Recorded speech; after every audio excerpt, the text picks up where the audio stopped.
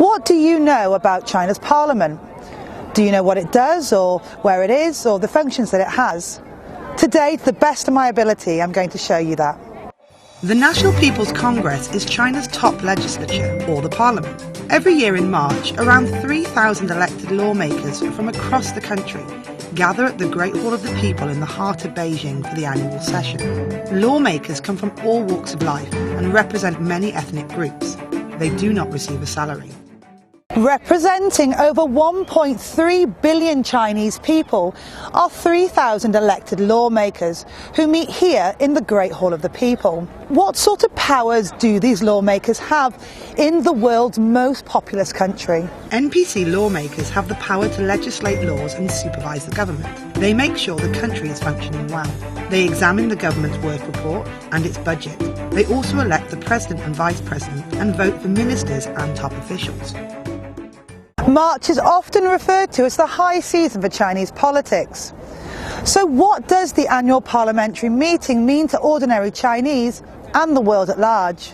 The NPC's annual session offers observers a window into China's political and economic decision-making.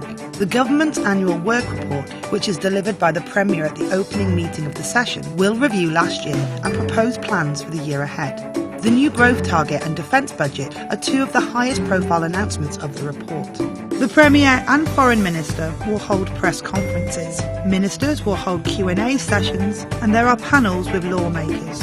Also, the top advisory body, the Chinese People's Political Consultative Conference, meet around the same time as the NPC.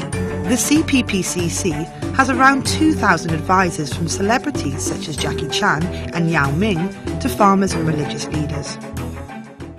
What is so special about this year? Why should the rest of the world care about where China is going in 2017?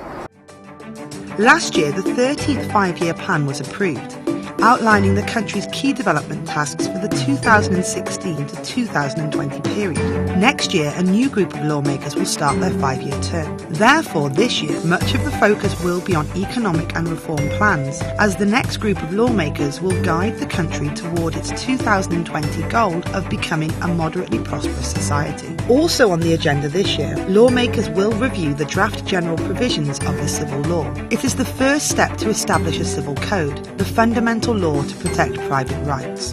A lot has happened over the past year. Brexit, a new president of the United States, rising protectionism, terrorism. The world is looking to China like never before.